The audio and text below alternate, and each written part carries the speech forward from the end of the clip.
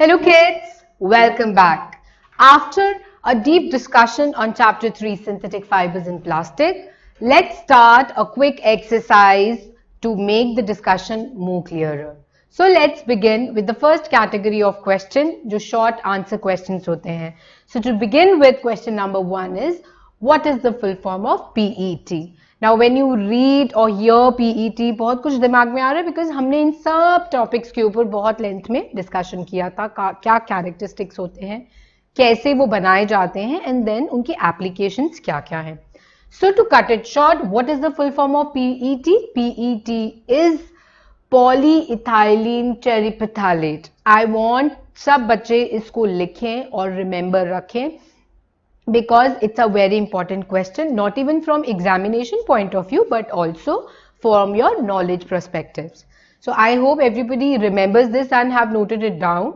Now with this, let's move to question number 2. Give any 2 uses of PET. As I said, क्योंकि इस chapter का crunch ही यही है, आपको different types of synthetic fibres के बारे में पढ़ाया गया था, उनकी अकरेंस, उनकी फॉर्मेशन, उसके बाद उनकी एप्लीकेशंस और कैरेक्टरिस्टिक्स, राइट. तो क्वेश्चन जब आएगा एग्जाम में तो वो किसी भी स्फेयर में आ सकता है, आपको तीनों पे क्लियर होना है, राइट. सो जब हम यूज की बात करते हैं PET, so we know it is used for packaging foods and beverages also. सो दोनों की पैकिंग में हम इसको यूज करते हैं. That is why when we go to the market to buy food stuffs या जूसेस एंड ऑल, आपने देखा होगा उसमें एक स्पेशल टाइप की पैकिंग की होती है and that is done with the help of PET to make sure खाना सेफ है उसके अंदर और बेवरेजेस भी बिल्कुल सेफ है, क्योंकि सबका एक केमिकल कॉम्पोजिशन होता है, चाहे वो खाना हो चाहे आपके बेवरेजेस हो. तो जब हम सिलेक्शन करते हैं पैकेजिंग मटेरियल का, we have to make sure कि उसके कंपोनेंट्स जो हैं वो किसी भी तरह से कंटेनर के साथ रिएक्ट ना करें, because that is again going to be very very problematic. सो इसीलिए जब आप पैक फूड्स खरीदते हो, फूड स्टफ के साथ साथ उसकी पैकेजिंग सही है या नहीं, that is also very important to be checked. Now let's move to question number 3. Why do you think plastics have such a wide range of uses? Yes, ये बहुत कॉमन क्वेश्चन है because it's a blessing in disguise. क्योंकि हमारे पास फायदे ही फायदे हैं, फायदे ही फायदे हैं, और सिर्फ एक नुकसान है जिसकी वजह से वो सारे फायदे खत्म, यूज में नहीं आएंगे. कोई फायदा नहीं है ऐसे फायदों का जो आपको लॉन्ग रन में परमानेंट सिचुएशंस में बहुत ज्यादा प्रॉब्लम क्रिएट करें, बिकॉज ये यूजेस जो हैं वो सिर्फ टेम्परेरी सिचुएशंस के लिए हैं, क्योंकि ऐसा नहीं है आपके पास ऑल्टरनेटिव्स नहीं है, राइट. इट्स ऑल अबाउट हम किस तरह की हैबिट डालते हैं खुद को, राइट. तो अगर आप देखना चाहते हैं हम प्लास्टिक्स का कितना यूज करते हैं, so why are you making it use? Because of its chemical composition, because of its light weight and light resistance can be use at a very wide range of temperatures. सो आपको temperatures का ध्यान नहीं रखना, portable है, cheaper है, तो सारे केसेस में आपको हमेशा प्लास्टिक्स का फायदा लगता है, राइट. इसीलिए हम हर छोटी सी छोटी चीज के लिए प्लास्टिक के आर्टिकल्स का यूज करना ही सोचते हैं. Let's move to question number 4. Name the plastics used for making floor tiles and house pipes. So again it's a type of plastic, right. तो कौन सी टाइप ऑफ प्लास्टिक हम यूज करते हैं? थर्मोसेटिंग प्लास्टिक, बिकॉज आपने thermosetting plastic के साथ साथ एक और सेट ऑफ प्लास्टिक्स पढ़ा था जहां पे जो इसका बिल्कुल ऑपोजिट है. So when we are talking about floor tiles and house pipes, it is making use of a thermoset plastic. What is a thermoset plastic? Thermoset plastic और उसका क्या नाम है? मेलामीन.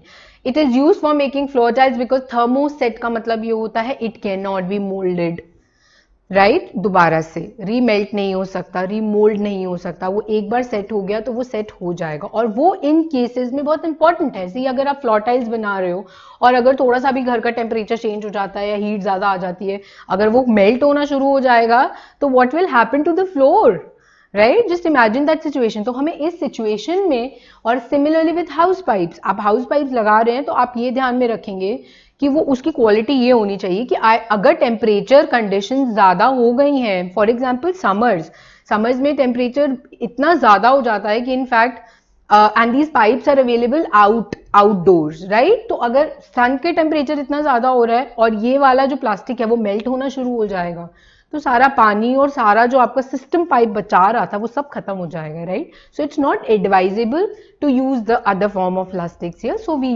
Make use of melamine, which is a thermoset plastic. Okay. Now let's move to the next question. What are the disadvantages of using plastics? Correct. I said सिर्फ एक main feature है, बाकी सारे रीजंस उसके आसपास घूमते हैं. सो सबसे बड़ा डिसएडवांटेज जिसके लिए प्लास्टिक्स को डिस्करेज किया जा रहा है, इतने ईयर्स तक, ओवर द ईयर्स लोग इसको ब्लाइंडली यूज करते रहे हैं. But see today we are standing on that point जहां पे हमें उसका जो कन्वीनियंस था उसको पे करना पड़ रहा है. And why? Because we know plastic is non biodegradable. तो किसी भी हद में वो कभी भी डिकम्पोज नहीं होगा, number one. Then it causes ocean pollution. आपने लास्ट चैप्टर में भी वाटर पढ़ा था, वेस्ट वाटर ट्रीटमेंट पढ़ा था, जहां पे इतना डिस्कशन हुआ था कि अगर ओशन का पानी, लेक्स का पानी, रिवर्स का पानी पोल्यूट हो जाता है, बाकी सारी चीजें कैसे ऑल्टर होती हैं, चाहे वो आपकी पर्सनल लाइफ हो और चाहे वो मरीन लाइफ हो, राइट? सो ओशन पोल्यूशन जो है वो सारा प्लास्टिक्स के थ्रू बहुत ज्यादा बढ़ जाता है. इतनी सारी मरीन लाइफ है. इफ यू रिमेंबर, हमने पिक्चर्स देखी थी जहां पे एनिमल्स डेड पाए गए थे एंड जब उनकी बॉडी को अंदर से पूरा स्कैन किया गया था, पूरा रिसर्च किया गया था, तो उनके स्टमक में से इतना टन्स ऑफ प्लास्टिक्स निकला है. And in lot of cases choking हो जाती है थ्रोट की, because they don't have that sense कि उनको खाना रैप प्लास्टिक्स में मिलता है तो वो उसको उसके साथ ही इनगल्फ कर लेते हैं. Because of the plastic the throat gets choked away, right? So इतने एनिमल्स, इतने ड्रेन्स चोक हो जाते हैं और उसके साथ साथ ओशन पोल्यूशन क्रिएट हो जाता है. Then the last important point is it comes from non-renewable resources. See, it's very important, and that is crude oil.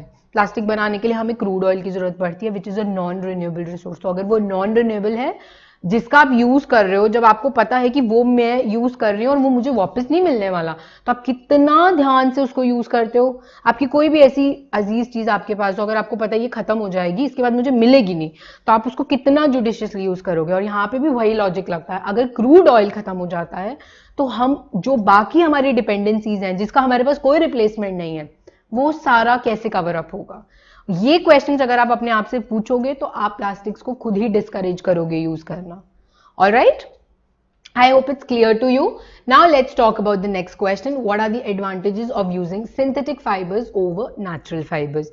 Very simple and a good question, because जब आप ये वाले क्वेश्चन को answer कर दोगे, इससे पता चलता है आपको बहुत चैप्टर बहुत क्लियरली समझ आ गया है, राइट? आपकी चॉइस क्यों होगी synthetic fibres? Because of its characteristic features जो हमें नेचुरल फाइबर्स में नहीं मिलते. For example, durability, it is more durable. Wrinkle resistant, which is if I compare with cotton, बहुत आयरन करनी पड़ती है, और अगर आप करके पहन भी लेते हो, आप कहीं पे भी बैठोगे दोबारा से उसी शेप से रिंकल्स आ जाते हैं. But when we are using synthetic fibres, हमें इस बारे में नहीं सोचना पड़ता. They are quite light, yes, and that makes them more comfortable, right? क्योंकि जब आप कोई भी हल्का कपड़ा पहनते हो, it's not a burden to your body, you are feeling very free and independent.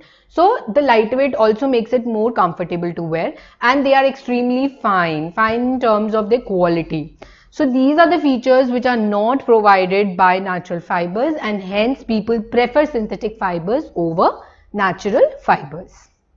Now let's start with question number 7, and this is the form of fill in the blanks. जब आप ये क्वेश्चन देख रहे हो तो can you relate? हमने सबसे पहला क्वेश्चन जो किया था वो सेम है, but question formation is different. In that case it was name the following, या डायरेक्ट क्वेश्चन पूछा था. Here it is fill in the blanks. So now I think आपको आंसर बहुत अच्छी तरह से आता है. So quickly tell me what is the full form of PET? It is polyethylene terephthalate, right? So अब सबको अच्छी तरह से आना चाहिए. So now after this, let's talk about the next question. Dash is another form of polyester. So इसका मतलब आपको polyester की ही एक दूसरी फॉर्म बतानी है, और आपने इतनी सारी टाइप्स पढ़ी थी, including PET in the exercises. So this is also a different type of question framing, right? PET के बारे में हमने initial questions में भी बात करी थी, but the formation is different. Answer is same. Yes? So let's talk about question number 9. Acrylic is used as a cheap alternative to dash. That means acrylic का feature कौन से ऐसे फाइबर से मिलता है? Because वो उसका एक ऑल्टरनेटिव है. तो जहां आप एक्राइलिक नहीं यूज कर सकते, आप उसका क्या ऑल्टरनेटिव यूज करोगे? And the correct answer is wool, because जिसको जो साइंटिफिक नॉलेज है या कैरेक्टरिस्टिक्स के बारे में बहुत बारीकी से पता होता है, वो ही सिर्फ एक्राइलिक और वूल के बीच में डिफरेंशिएट कर सकता है, राइट। एक इंसान जिसको साइंटिफिक थियोरी, नॉलेज, कैरेक्टरिस्टिक्स नहीं पता या कैसे टेस्ट करना है नहीं मालूम, वो इन दोनों में डिफरेंशिएशन नहीं कर पाएगा, right. So it is an alternative to wool. Let's move to next question. Polymers can be dash or dash. So that means what are the two things that we can do with polymers? वो उनका feature भी हो सकता है, वो उनका characteristic हो सकता है, एंड दैट इज जब हम पॉलीमर्स की बात करते हैं तो हम उनको मेल्ट भी कर सकते हैं या मोल्ड भी कर सकते हैं, right. So I hope you all agree to this point. Yes, because that's a feature of polymers. Let's move to question number 11. PVC is a dash. Very, very simple. We all know what is PVC. How हम इसे कहाँ use करते हैं? So it is a kind of thermoplastic polymer because ये thermoplastic वो वाला polymer होता है जिसको आप रिकास्ट कर सकते हो, रीफ्रेम कर सकते हो, रीफॉर्म कर सकते हो. सो पीवीसी जो हम डेली बेसिस में यूज करते हैं बहुत जगहों पे, वहां पे it's serving as a thermoplastic polymer. Let's talk about question number 12. Rayon is different from synthetic fibers because it is obtained from dash. So why it is different from synthetic fibers? क्योंकि rayon हमें किससे मिलता है? सोचो, आपके हिसाब से rayon जो है वो एक सिंथेटिक फाइबर है? नहीं. It is different from synthetic fibres because इसका जो ओरिजिन है वो एक वुड पल्प से होता है, और वुड क्या है? Natural source. Yes, so always remember rayon is obtained from a wood pulp. Now let's talk about question number 13.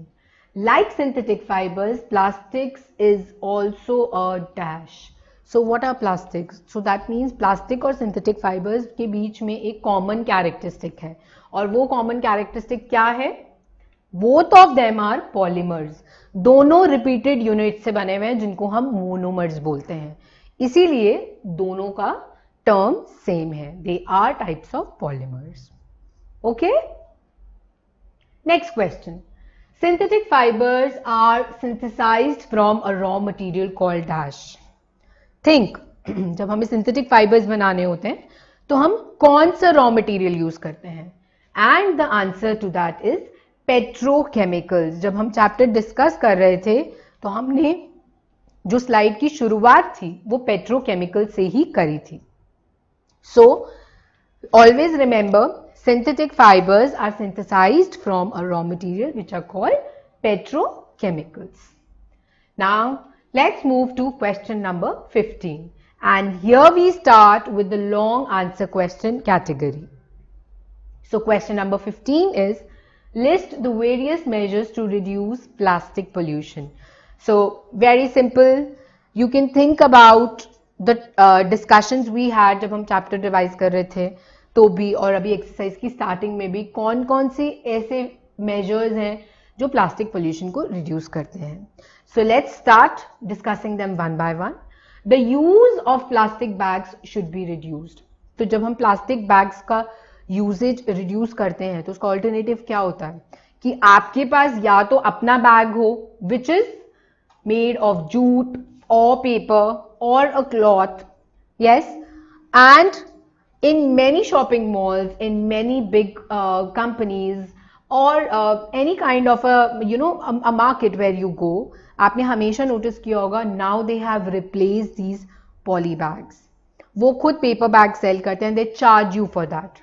Yes, सच है कि नहीं? Except for the vegetable sellers. तो इसीलिए, क्योंकि वेजिटेबल सेलर्स जो हैं वो प्लास्टिक बैग्स नहीं अफोर्ड कर, पेपर बैग्स नहीं अफोर्ड कर सकते because they are costly and plastic is very cheap.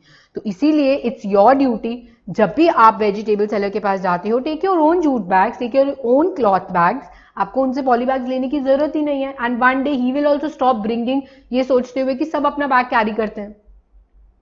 Then anything made of plastic should not be burned, क्योंकि उसमें प्रॉब्लम क्या आती है? Burning of plastic releases a lot of poisonous gases, toxin gases, जो कि हमारी हेल्थ के लिए अच्छी नहीं है.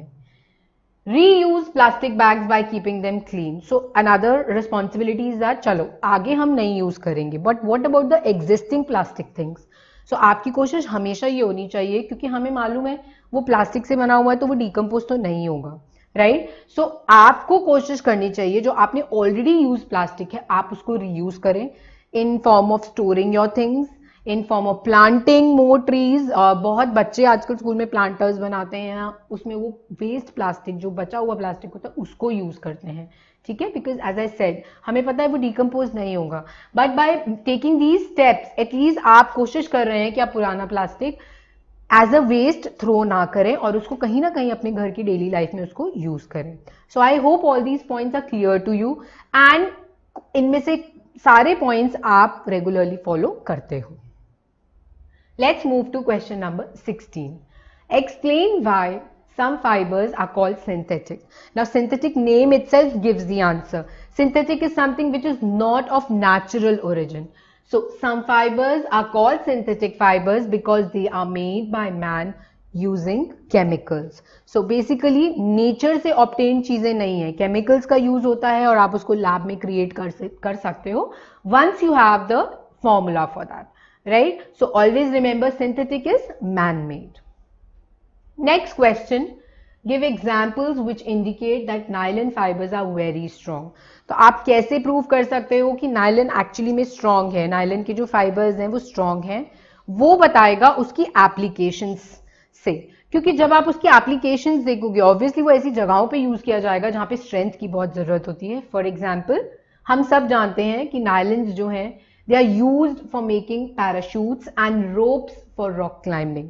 तो rock climbing पे चढ़ने के लिए अगर आपकी जो भी आप यूज कर रहे हैं वो अगर स्ट्रॉन्ग नहीं है तो आपकी जान जा सकती है। सिमिलरली पैराशूट्स बनाने में यूज हो रहा है तो पैराशूट की जो सिचुएशन होती है वो खुद ही एक लाइफ सेविंग सिचुएशन होती है, और अगर वो पैराशूट खुद ही इतना वीक होगा तो इंसान ने अगर उससे उसकी जान नहीं गई तो पैराशूट से चली जाएगी, राइट। सो हमें ये चीजें ध्यान में रखनी चाहिए कि जो भी एग्जाम्पल्स हैं हर जगह पे आप देख सकते हैं nylon is providing a lot of strength. They are used in making seat belts, fishing nets, tyre cords, a string for sports racket and musical instruments. So इन सब चीजों से और भी क्लैरिटी आ रही है कि नायलन का जहां जहां पे यूज हो रहा है वहां पे we require a lot of strength. Yes, so this tells and this clears कि nylon fibres are very very strong. I hope you are making note of all these points and you're writing them. Now, let's move to question number 18. Explain why plastic containers are favored for storing food. Yes, हम कोई भी ऐसी चीज जब store करना होता है, specially food items की बात करते हैं, तो हम बहुत ज़्यादा हम लोग बहुत ही उस टाइम पे स्टर्न रहते हैं कि oh my god it should be very safe, क्योंकि वो खाने की चीज़ है। अगर कोई भी ऐसी चीज़ है जिसमें आप उसको डाल रहे हो वो खुद ठीक नहीं होगा तो ऑटोमेटिकली खाने में जाएगा और खाने के थ्रू आपकी बॉडी में जाएगा। तो जब भी हम फूड स्टोर करने की बात करते हैं हमें हमेशा श्योर होना चाहिए कि वो मटेरियल बहुत सेफ है कंजम्पशन के लिए। सो प्लास्टिक का ऐसा कौन सा फीचर है जिसमें हम उसको ऑप्ट करते हैं? सबसे पहला, वो बहुत लाइट वेट होता है, तो आपको कहीं पे भी कैरी करना है आप कर सकते हो। Then it is lower price, cheap rates होते हैं, it's not very very expensive कि सब उसको अफोर्ड नहीं कर सकते। तो अगर आपके घर में कमी भी होती है तो आप मार्केट जाते हो और आप इजीली उसको बाय करके अपना सामान स्टोर कर लेते हो। Point number 3, it's the good strength. Yes, क्योंकि हमें पता ही वो टूटेगा नहीं। अगर ग्लास ऑप्ट करना होता है, ग्लास कंटेनर और प्लास्टिक कंटेनर, मोस्टली सब प्लास्टिक कंटेनर्स यूज करते हैं क्योंकि उसमें सबसे बड़ी आती है वो टूटेगा नहीं। चाहे उसको बैग में रख लो, चाहे आप उसको किचन में रख लो, चाहे वो किसी बच्चे के द्वारा यूज किया जा रहा है, तो आपको पता है उसकी स्ट्रेंथ अच्छी होती है। And then the easy handling, as I said, easy handling, आप बहुत ही केयरफ्री होके किसी के भी हाथ में दे सकते हो, चाहे वो छोटा है चाहे वो बड़ा है, क्योंकि ना वो उसको हार्म करेगा और ना वो गिरेगा और टूटेगा, right. So these are the features because of which plastic containers are favoured for storing food. How manufacturing synthetic fibers is actually helping conservation of forest. So think about it कि आप कैसे मैन्युफैक्चर करते हो synthetic fibres and actually indirectly क्या हो रहा है, वो फॉरेस्ट को कंजर्व करने में हेल्प कर रहा है जब आप सिंथेटिक फाइबर्स ज्यादा बना रहे हो और नेचुरल फाइबर्स नहीं बना रहे। वेरी सिंपल, नेचुरल फाइबर्स हमें नेचर देता है, तो अगर हम नेचुरल फाइबर्स पे ज्यादा डिपेंडेंट रहेंगे तो क्या होगा, वो नेचर से ले लिए जाएंगे। उस केस में आपको उस प्लांट को या जो भी उसका सोर्स है उसका यूज करना पड़ेगा। लेकिन सिंथेटिक फाइबर्स के केस में क्या होता है, हम किसी पे भी डिपेंडेंट नहीं है, we only need the chemicals. So it is helpful in conservation of forests because if we use natural fibers, the raw materials for them have to be derived from the plants, and which requires cutting off lots and lots of trees. So synthetic fibers का फंडा बिल्कुल simple है, आप chemicals लो, laboratory में जाओ और अपने fibres को क्रिएट करो. Alright, next question. Explain the differences between thermoplastic and thermosetting plastics. Very important question. And you know, जब आपको ऐसे questions आते हैं तो आप बहुत सारे और questions जो इससे related है उसे answer कर सकते हैं, because इससे आपकी concept understanding पता चलती है, which should be very clear. So when I talk about a thermoset plastic or thermosetting plastic, what is the key feature? कि वो set हैं, they will not remold, they will not remelt, they cannot be bent easily. It may break when forced to bend. Thermosetting plastic cannot be softened by heating, जो मैंने अभी बोला. So it cannot be reshaped once it's molded. And when I'm talking about a thermoplastic, they can be bent easily. Thermoplastic can be softened easily by heating, thus it can be reshaped. इसीलिए हम उसे ऐसी जगहों पे use करते हैं जहां पे हमें ये प्रोसेस करना होता है. We want reshaping हो, remolding हो. और थर्मोसेट को हम वहां यूज करते हैं जहां पे हमें ये फीचर नहीं चाहिए, हमें बहुत स्टर्न फीचर्स चाहिए, जैसा कि आप पढ़ चुके हैं, right, in the pipes, house pipes which are using in the tiling of the houses, where you don't want it to remould and reshape. So it's clear, very good. Now let's talk about 21. Explain why the following are made of thermosetting plastics. Saucepan handles, electric plugs and switches. थोड़ा सा logic use करोगे तो answer बहुत clearly आपको पता चल जाएगा. क्यों? Handles of saucepans are made with thermosetting plastic. सबसे पहली बात, plastic is an insulator, we all agree, तो उसकी जरूरत तो है ही नहीं, तो हीट से हमारे हैंड्स बर्न हो जाएंगे. लेकिन वो एक और टर्म मेंशन कर रहे हैं यहाँ पे, और वो टर्म है थर्मोसेट प्लास्टिक्स. अब उसका रोल ये है, अगर आपका थर्मोसेट प्लास्टिक नहीं हुआ, हीट से वो रीमोल्ड हो जाएगा, रीशेप्ड हो जाएगा, मेल्ट होना शुरू होगा बिकॉज टेम्परेचर बढ़ेगा, और आपके हाथ से सारा प्लास्टिक अपने आप मेल्ट हो जाएगा, and eventually you will start burning and spoil your hands also, right, क्योंकि वो सारा आपके हैंड पे चिपक जाएगा. So that is the reason thermoset plastics are used, because we don't want that to happen. And similarly will happen with electric plugs and switches. Yes, आपको लगता है आप अपनी आंखों के सामने देख रहे हो कि आपने बटन को प्रेस किया और बटन मेल्ट होना शुरू हो गया, क्योंकि एक्चुअली में वो कंट्रोल तो हीट से ही हो रहा है ना, beneath that, because there is a lot of heat and heat conductivity which is going beyond the electric switches. So the same feature is used here. So I'll read. Saucepan handles are made of thermosetting plastics because these plastics don't get softened on heating. And thermosetting plastics such as bakelite are poor conductors of heat and electricity. Therefore, they are used for making electric plugs, switches, etc. I hope the answer is clear and the concept is also very clear to you. Now, let's move to question number 22. Give examples to show that plastics are non-corrosive in nature. What is the meaning of non-corrosive? They don't corrode, खराब नहीं होते हैं, क्योंकि जैसे हम iron की बात करते थे, हमने जूनियर क्लासेस में भी पढ़ा है, अगर अब वो केमिकल रिएक्शन शो करना शुरू करते हैं तो वो करोड होना शुरू कर देते हैं. सबसे पहले उनका कलर चेंज होता है, राइट. तो प्लास्टिक्स की बात करें, क्योंकि हमने उसको बार बार यही बोल रहे हैं कि हम उसको बहुत वाइडली यूज करते हैं, स्टोरिंग में भी फेवर करते हैं, तो शायद ये नॉन करोसिव नेचर उसका एक फीचर है कि वो बहुत इजीली रिएक्ट नहीं करता. So they are not corroded even if they come in contact with strong chemicals. This is because of their non reactive nature with most materials. For example, the cleansing chemicals that we use at home are stored in plastic bottles instead of metal containers. कभी सोचा है आपके घर में जितना phenyl आप use करते हो या बहुत सारे केमिकल जो आप आजकल, क्योंकि हम लोग सैनिटाइजर्स का यूज कर रहे हैं, घर में क्लेंजिंग एजेंट्स में भी हम हर बार फिनाइल नहीं यूज करते. There many people who are sticking to other cleaning agents in the house. वो कुछ भी हो सकता है. Go and check the bottles. Bottles हमेशा प्लास्टिक्स की होती हैं, ना कि कांच की होती हैं, क्यों, या मेटल की होती हैं, क्योंकि कांच बहुत इजीली टूट जाएगा और again chemical can spoil everything, and then metal containers तो खुद ही रिएक्शन करना शुरू कर देंगे, राइट? सो इसीलिए उस केस में भी प्लास्टिक्स आर ऑलवेज फेवर्ड.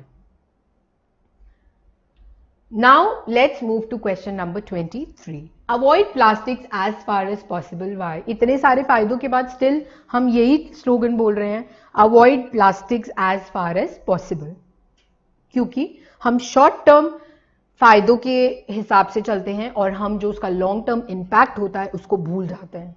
और अभी प्रॉब्लम जो है वो लॉन्ग टर्म इम्पैक्ट ही है, जो इतने सालों के यूसेज जो थे, जो नॉन स्टॉप यूसेज हो रहा था, वो उसकी वजह से है. So when we are talking about avoiding plastics, why are we calling it? Because they are non-biodegradable. Once introduced into the environment, they take several years to decompose. यही हमने discuss किया था. Plastics add to the environmental pollution. They cannot be burnt as well as they release poisonous gases. Plastic bags eaten by animals like cows choke their respiratory system. Therefore, we should avoid plastics as far as possible. क्योंकि indirectly आपका environment में जब वो enter हो जाते हैं, हमें पता है वो डिकम्पोज नहीं होंगे, बट क्योंकि वो एंटर हो चुके हैं, तो जो मरीन लाइफ है, जो एनिमल लाइफ है, या आपकी खुद की लाइफ है, वो बहुत तरीके से ऑल्टर होगी. बिकॉज वो जहाँ जाएंगे वो एक टाइप का पोल्यूशन क्रिएट कर देंगे. अगर वो ओशन में गए हैं, ओशन पोल्यूशन हो जाएगा. सॉइल में ऐड हो जाएंगे तो सॉइल पोल्यूशन हो जाएगा, right? So that is the reason avoid plastics as far as possible. Okay, now let's talk about question number 24, match the column. So यहाँ पे हमने थोड़ा सा चेंज किया है questions में, because अब तक आप लॉन्ग आंसर questions कर रहे थे, शॉर्ट कर रहे थे. So let's test your skills with match the columns. आपके पास कॉलम ए, कॉलम बी है. कॉलम ए में आपके पास कुछ फाइबर्स के नाम हैं और कॉलम बी में उनसे रिलेटेड कुछ फीचर्स या कैरेक्टरिस्टिक्स हैं. So आपको देखना है which is suiting to the column B, and quickly do this and then I will reveal the answers and see how many you have made correct. Okay, so 10, 9, 8, 7, 6, 5, 4, 3, 2, 1. So now let me reveal the answers and see how many correct answers you made. So when I talk about polyester, polyester is the fabrics which do not wrinkle easily. Teflon is used to make non-stick cookware. Rayon is prepared by using wood pulp, and nylon is used for making parachutes and stockings because of its strength. ये सारे features हमने exercise में भी discuss किए थे. So I hope सबके full marks आए हैं after the recap of the third chapter, and it helped you in many ways. So good luck, all the best.